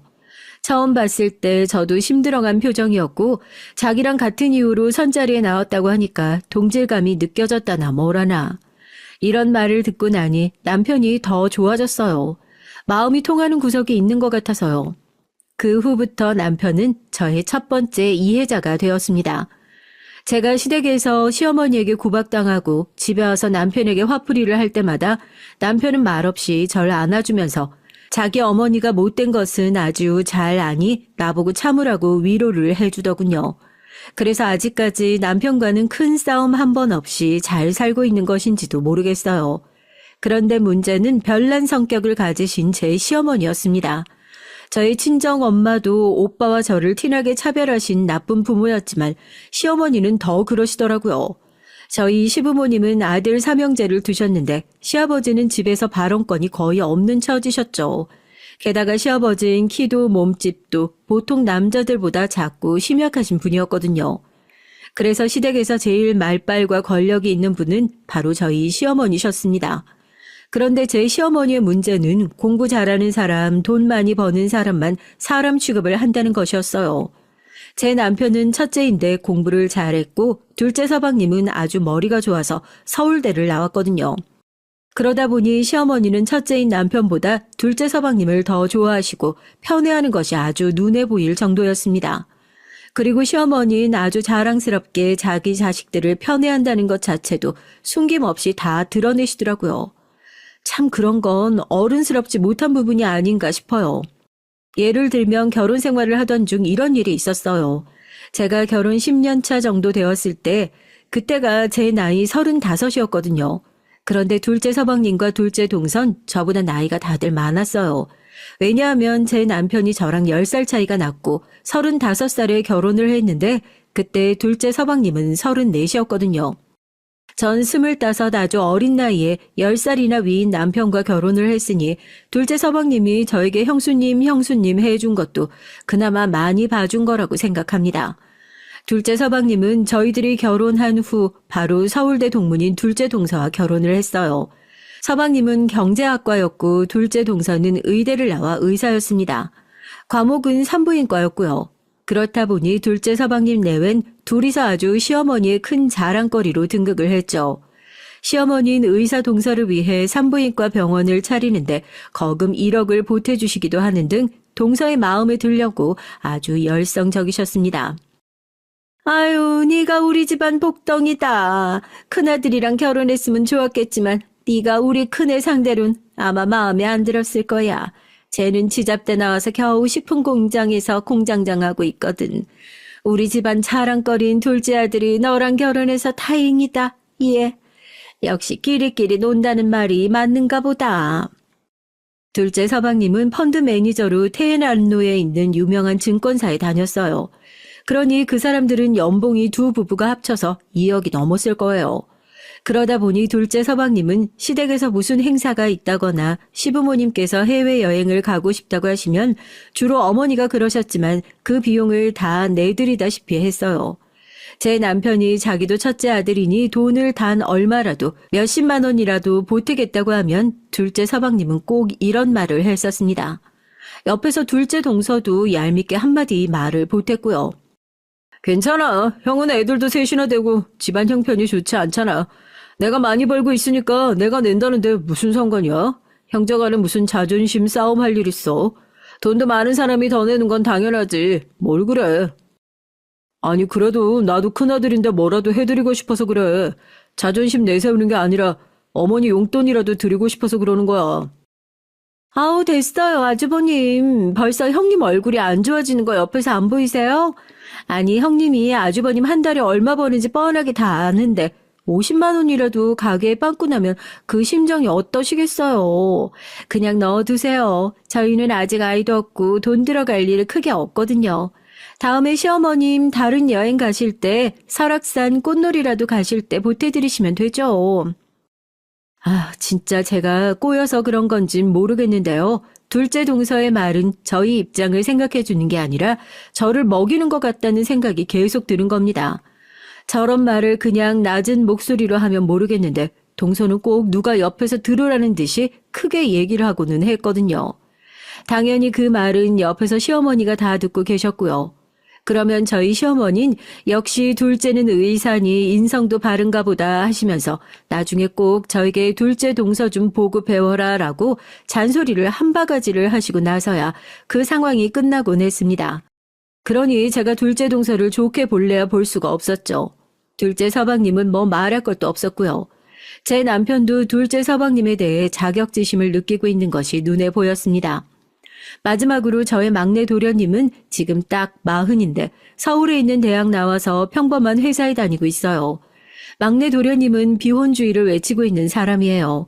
그래서 막내 아들은 시어머니의 구박덩어리가 됐죠. 저희 시어머니는 아들이 사지도 멀쩡한데 결혼을 안 하겠다고 하니 기가 막히셨나 봅니다. 막내 도련님 얼굴만 보면 꿀밤을 퍽퍽 때리시면서 그렇게 잔소리를 심하게 하셨어요. 아이고, 내가 너 때문에 못 산다, 못 살아. 이 나이가 되도록 뭐 때문에 결혼을 안 해? 그 네 친구 누구야? 정민인가 걔는 벌써 초등학교 들어간 애들이 둘이라고 하더라. 그런 말을 들으면 뭐 생각이라는 게 안 들어? 너는 어디 고장난 것도 없는 애가 왜 결혼을 안 한다고 해서 이 애미 속을 썩이고 난리니? 다 필요 없고 내년은 얼른 장가나 가. 엄마, 저 비혼주의자라고요. 비혼 뜻 몰라요? 난 결혼이 싫다고. 내 인생에 여자도 없고 결혼은 더더욱 안 할 거니까 쓸데없는 희망 애저녁에 싹 자르라고요.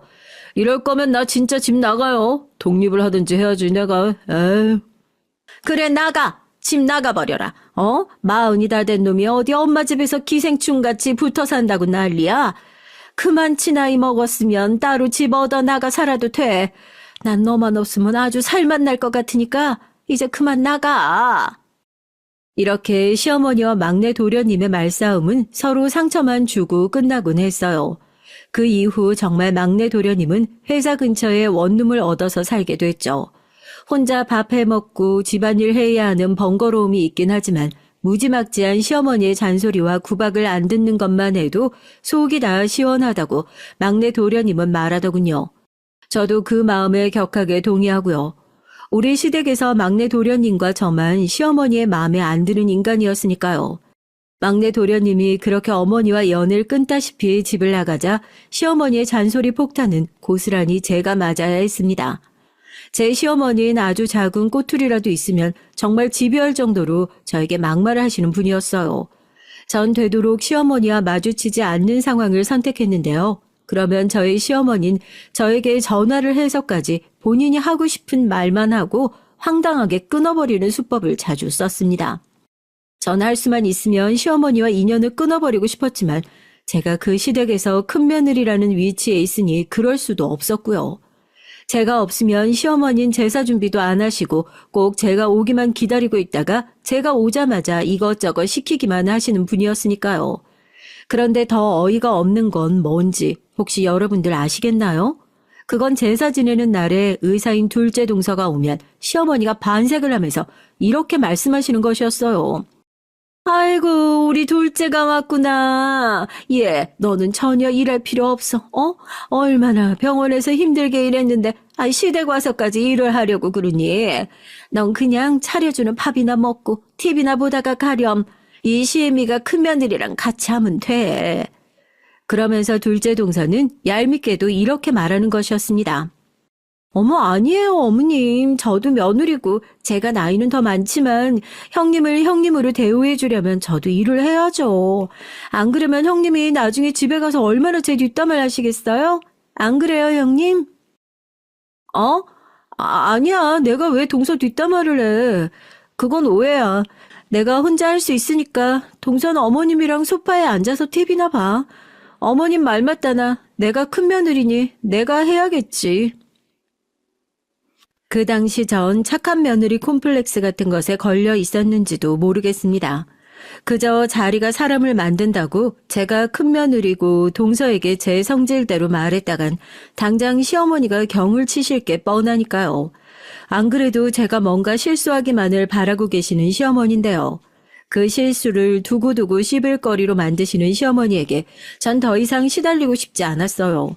그래서 이를 악물고 저에게 주어진 일들을 묵묵히 해냈는지도 모르겠어요. 하지만 정말 사소한 일에서 제 인내심은 한계가 오고 말았습니다. 그 사건은 하필이면 추석 명절에 일어났던 일이에요. 저희 시댁에선 추석에 차례를 지낼 때 돌아가신 할아버지께서 대게를 좋아하셔서 그것도 같이 제사상에 올리곤 했습니다. 대게를 마트에서 삶아와서 깨끗하게 먹기 편하게 다듬는 일은 당연히 모두 제가 했죠.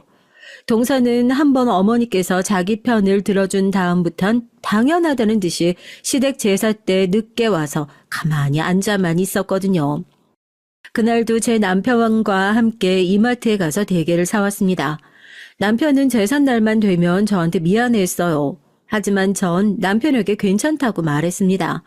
어차피 남편이랑 헤어지지 않을 바엔 명절이랑 1년에 2번 있는 남편의 할아버지 할머님 제사에만 참으면 됐으니까 말이죠. 못된 사람은 시어머니지 남편은 아니었거든요. 남편은 한없이 저에게 너그럽고 잘해주는 사랑하는 남편이었으니까요. 마트에서 장을 본 후 시댁으로 돌아오자 마침 동서가 와 있더라고요. 동서는 저를 보자마자 얼굴을 활짝 피면서 말했습니다. 어머 형님, 그거 대게죠? 저 그거 너무 좋아하는데 얼른 먹고 싶다. 형님, 제사상에 올릴 것만 남기고 저 다 주시면 안 돼요? 제가 대게는 한 마리도 넘게 혼자 먹을 수 있거든요. 오늘 일찍 오고 싶더라니. 오길 잘했네.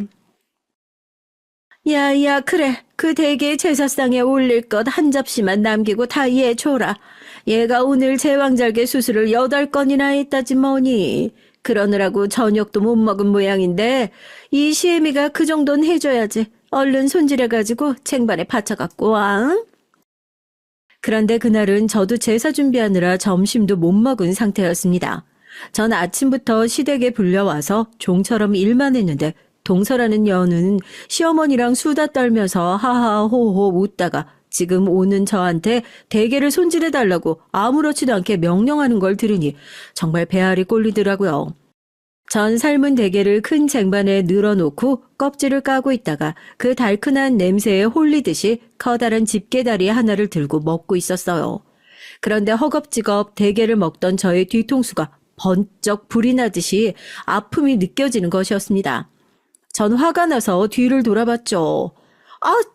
도대체 누구야? 누구기는? 넌 도대체 뭐하는 년이냐? 네 동서 먹으라고 손질하라고 한 대게를 네가 먹어치우면 어쩌자는 거야? 너 미친 거니? 정말 한번 맞아보고 싶어? 시어머니가 눈앞에서 허리에 손을 얹고 씩씩거리고 계시는 게 아니겠어요? 그러다가 제가 뒤를 돌아보자마자 시어머니는 제 뺨을 짝소리가 나도록 때리고 말았습니다.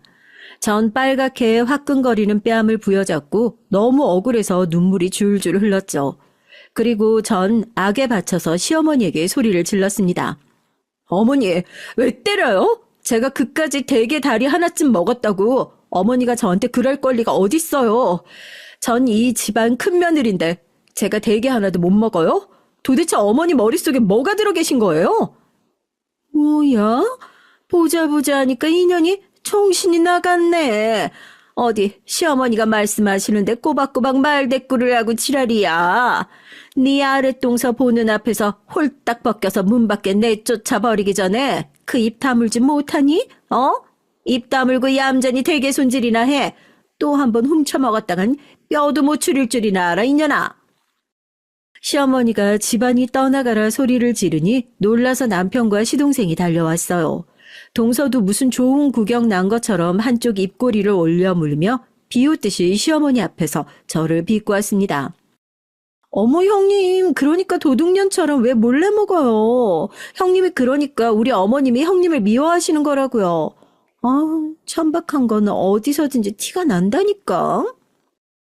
동서는 거의 말을 끝맺지 못하고 그 자리에서 쓰러졌습니다. 남편이 둘째 동서의 뺨따기를 시원하게 날려버린 것이었죠. 남편은 그 자리에 쓰러져 있던 동서의 멱살을 잡아 올리며 소리쳤습니다. 뭐?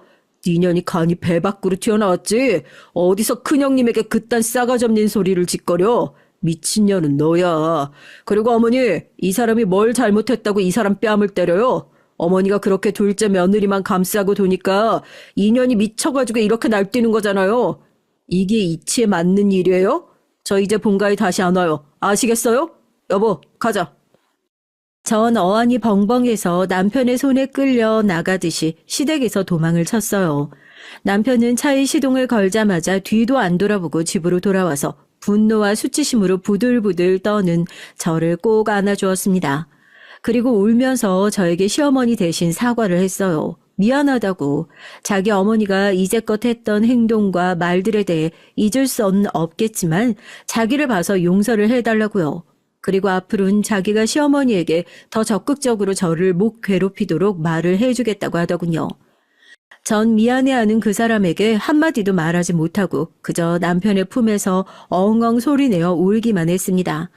그동안 서러웠던 것들이 한꺼번에 파도처럼 밀려와서 도저히 참을 수가 없었어요. 아이들은 셋 다 쪼르르 달려나오더니 아버지가 어머니 때린 거냐며 남편에게 화를 냈고 전 그런 거 아니니까 걱정하지 말라고 아이들을 안심시켰죠. 그랬더니 첫째 아들이 미간을 찌푸리며 말했습니다. 그럼 할머니가 어머니 괴롭히신 거 아니에요? 아버지, 제발 엄마 데리고 그 지옥 같은 친할머니 집에서 나와요. 그리고 우리 엄마는 친할머니랑 안 만나야 행복할 것 같으니까요. 아버지는 어떻게 그런 걸 하나도 몰라요? 맞아요. 그래서 제가 할머니 싫어서 할머니 댁에 안 가는 거예요. 전 형이 장손이라고 형만 좋아하는 친할머니가 너무 싫어요. 맞아. 형도 느꼈어? 우리 친할머니 정말 인간 차별주의자야. 나도 앞으로는 친할머니 집에 절대 안 가. 셋째는 그때 초등학생이었는데요. 그 아이조차 제가 시댁에서 부당한 대우를 받고 있다는 걸 느낄 수 있을 정도였으니 우리 시어머니가 얼마나 못된 행동을 일삼았는지 여러분도 짐작이 가실 거라고 생각합니다. 어쨌든 그 후로 전 시어머니가 걸어오는 전화를 모른 척하고 받지 않았죠. 그랬더니 시어머니는 다음날 남편이 출근하고 없는 틈을 타서 저희 집에 쫓아와서 시끄럽게 마구 현관문을 두드려 댔습니다. 야, 이 싸가지 없는 년아, 이 문 열지 못해? 얼른 열어. 아니면 열쇠 수리공 불러서 따고 들어간다. 싫어요. 오늘은 그냥 가세요. 저 어머니가 저 때린 거 경찰에 신고할까 생각 중이니까 당분간 우리 집에 오지 마세요. 뭐야? 못긴 놈이 성낸다더니 네가 뭘 잘한 게 있다고 나를 경찰에 신고를 해. 그래, 해봐. 신고해 보란 말이야, 이 나쁜 년아. 시어머니가 현관 밖에서 난동을 부리는 소리에 옆집 사람이 나와서 시어머니에게 짜증을 내면서 왜 그러시냐고 소리 지르지 말라고 항의를 했어요. 전 하는 수 없이 동네 더 창피해지기 전에 시어머니에게 문을 열어줬죠. 시어머니는 제 집에 들어오자마자 제 머리채를 잡아 채셨습니다. 전 눈물이 찔끔 나오면서 어이가 없어서 시어머니에게 끌려가지 않기 위해 안간힘을 다했죠. 그러나 제 시어머니는 덩치도 좀 큰 편이시고 아기 힘이 아주 좋으셨거든요. 제 머리는 동그랗게 원형 탈모처럼 머리카락이 빠지고 말았습니다. 전 너무나 이 상황이 황당하고 어이가 없어서 시어머니를 뚫어져라 노려보면서 말했습니다. 어머니, 무슨 속셈이에요? 이게 무슨 짓이냐고요? 저한테 사과만 받으려고 집에 오신 거면 번지수 잘못 찾았으니까 그냥 가세요. 저 이번엔 절대 그냥 안 넘어가요. 여차하면 어머니 집안이랑 인연도 끊을 생각 갖고 있어요. 그러니까 어머니 아들 이혼남 만들기 싫으시면 그냥 돌아가시라고요. 어? 그래? 이혼해. 이혼해봐 어디. 내가 가만히 놔둘 것 같아? 네 부모님한테 네 년이 한 짓 다 까발릴 거야. 아니지. 네 애비는 어디 가서 살았는지 죽었는지도 모르지? 너 어릴 적에 네 애비가 딴 년이랑 눈 맞아서 도망갔다고 했잖아. 그러니 자식이라고 어디 제대로 됐겠어? 넌 가정교육을 못 받아서 그 칠알 맞은 성격을 못 버리는 거다. 여러분, 도대체 이게 시어머니가 큰며느리에게 할 소린가요? 저희 시어머니는 화가 나면 아무 말이나 내뱉는 성격을 가지고 계시지만 상대가 여리고 약할수록 그 악랄함이 배가 됐습니다. 전 마음을 굳게 먹고 이참에 정말 이런 못된 시어머니에게서 해방되어야겠다고 생각했어요. 그래서 그렇게 길길이 날뛰시는 시어머니의 눈앞에 제 스마트폰 뱅킹 통장을 보여줬죠. 시어머니는 제 휴대폰 화면을 보더니 갑자기 거품을 물면서 뒷목을 잡고 잠깐 소파에 앉아 숨을 몰아쉬셨습니다. 그러더니 저에게 악에 받친 목소리로 물었습니다. 100억? 100억이라고? 넌 어디서 이런 돈이 났어? 설마 너 나쁜 짓 해서 모아놓은 건 아니겠지? 이 통장 돈 액수가 나랑 무슨 상관 있다고 보여주는 거야? 저희 집 가난하고 제 아버지가 딴 년이랑 도망 나갔다고 하셨죠? 그런데 어머니가 모르고 계시는 게 있죠. 이거 우리 친정 아빠가 저에게 남겨준 유산이에요. 저 이제 더 이상 가난한 집 딸년 아니라고요. 이제 애 아빠랑 이혼하더라도 저 충분히 혼자서 살 수 있다고요. 전 매달리는 시어머니를 매몰차게 뿌리쳤습니다. 시어머니는 갑자기 비굴하게 제 다리를 붙잡으시면서 저에게 애원을 하기 시작하셨거든요. 어머니도 어쩔 수 없는 속물이 틀림없어요. 그렇게 제가 미웠다고 하다가 그 거액의 돈을 보여드리니까 갑자기 확 돌변하시는 거예요. 며느라기야, 내가 잘못했다. 제발 우리 아들이랑 헤어진단 말일랑은 하지 마, 응? 내가 네 아버지가 그렇게 많은 유산을 남긴 줄 어떻게 알았겠어. 알았으면 너한테 그런 모진 말 같은 것도 안 했을 거다. 그러니까 한 번만 이 시애미 용서해 주렴, 응? 알았지? 내 아들한테 내가 왔었다는 소리 하지 말고. 그럼 그 녀석 정말 이 애미랑 인연 끊는다고. 시어머니는 아들에게 버림을 받는 것만은 싫었는지 눈물을 철철 흘리시면서 저에게 용서해달라고 비셨어요. 하지만 전 그 어머니를 용서하고 싶지 않았습니다. 그냥 앞으로 평생 시어머니란 사람의 면상도 꼴보기가 싫었죠. 그래서 전 남편에게 전화를 해서 아무것도 묻지 말고 집으로 당장 오라고 불렀습니다. 그랬더니 어머니는 어깨를 부들부들 떨면서 무서워하기 시작했어요. 예, 며느라, 미안해. 미안하다니까. 우리 아들을 집으로 부르면 어떡하니? 제발 나 집에 갈 테니까 너희들끼리 얘기를 하든 이혼을 하든 뭘 하든지 해. 안 돼요. 어머니도 계셔야죠. 제 남편이 누구를 선택하는지 똑똑히 그 눈으로 보셔야 돼요. 그래야 어머니도 현실을 똑바로 직시할 수 있을 테니까요. 애비 올 때까지 어머니도 집에 못 가실 테니까 그리 아세요. 남편은 무슨 일이 났는 줄 알고 헐레벌떡 집으로 달려왔습니다. 전 그 사람의 앞에서 큰 소리로 나를 선택할 건지 시어머니를 선택할 건지 물어봤습니다. 그랬더니 남편은 두말할 것도 없이 나라고 하면서 제 편을 들어줬고요. 참 고마운 사람이죠. 그 사람은 그때까지 제가 100억의 유산 상속을 받았다는 것조차 모르고 있었으니까요. 시어머니는 안도감에 가슴을 쓸어내렸습니다. 전 그런 시어머니의 면전에 대고 이렇게 말했어요. 어머니 잘 들으세요. 전 이제부터 제 마음 풀릴 때까지 시댁 출입 절대 안 할 거예요. 어디 이제 어머니 혼자서 그 많은 명절 음식이랑 제사 음식 해보세요.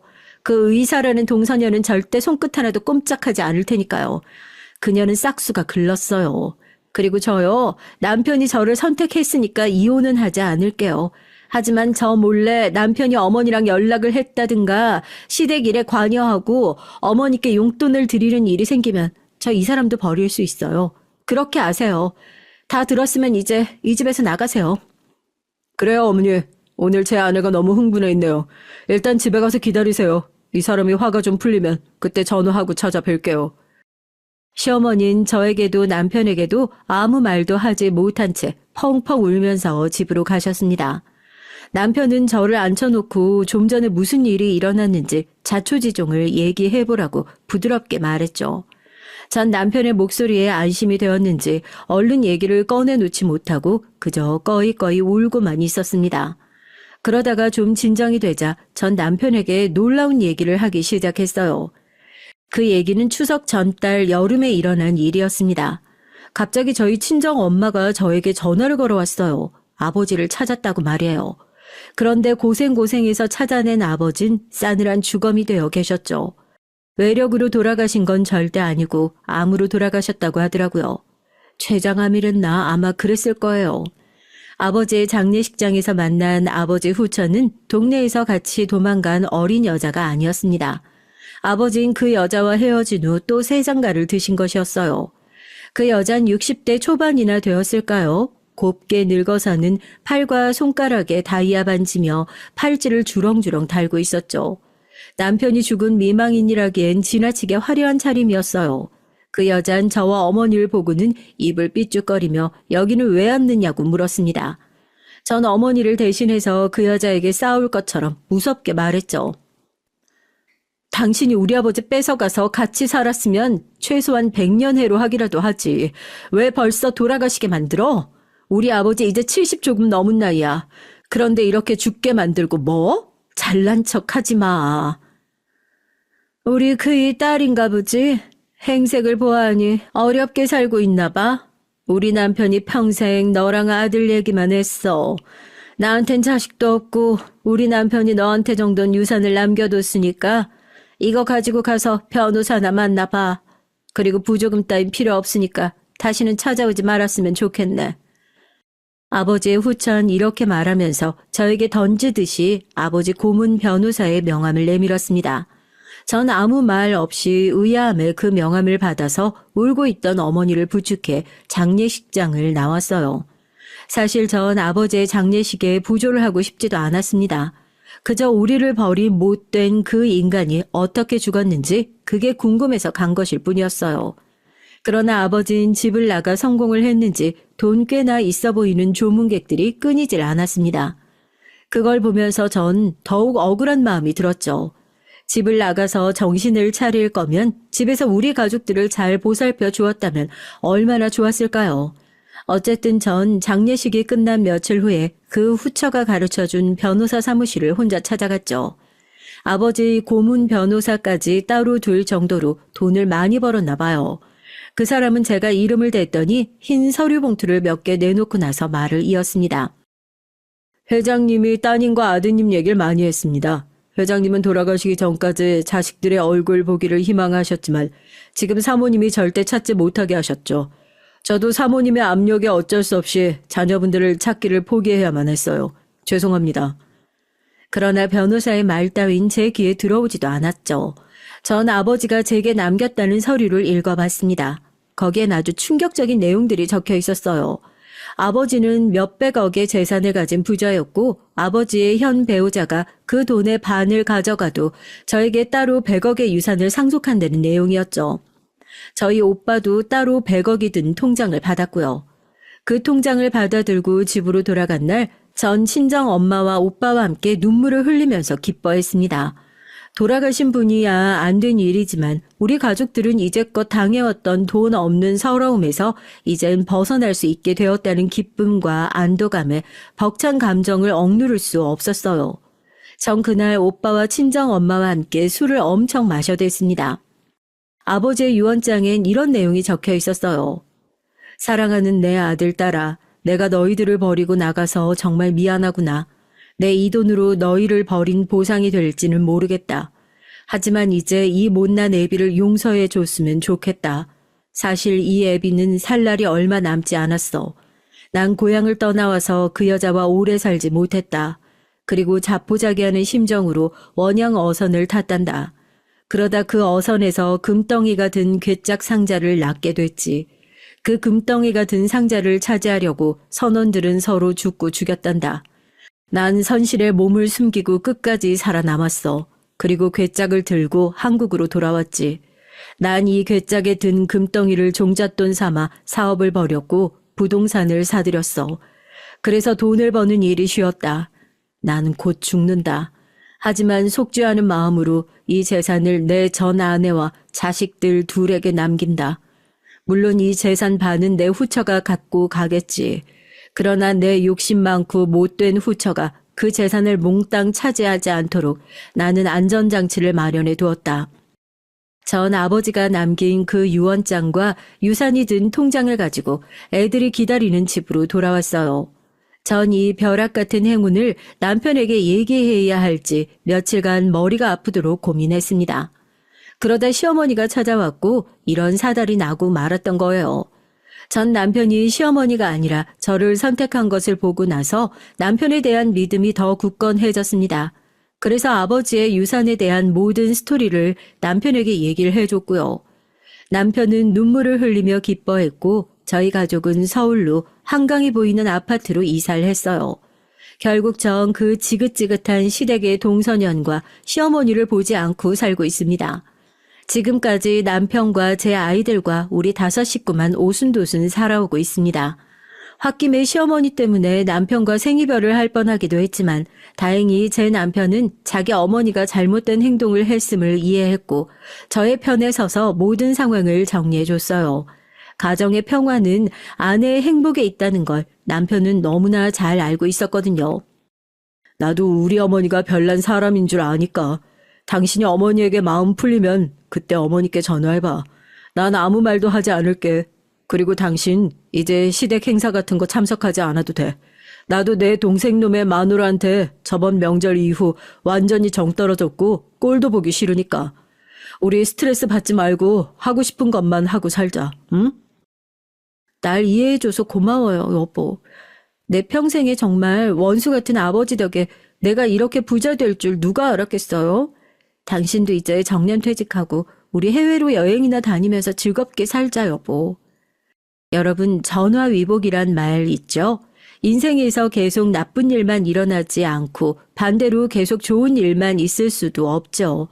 어릴 적부터 고생하면서 아버지 없는 서름에 몸부림치고 살아온 세월이지만 이젠 아닙니다. 저희 인생에도 마침내 따스한 볕이 들어왔고 이제부턴 제가 하고 싶은 일만 하고 살 거예요. 즐겁고 행복하게만 살아도 짧은 인생에 왜 아둥바둥 머리를 아프게 살려고 했는지 못된 시어머니를 떨치지 못했었던 저의 어리석음에 지금은 피식 웃음만 나오네요. 여러분, 제 얘기는 여기서 마치겠습니다.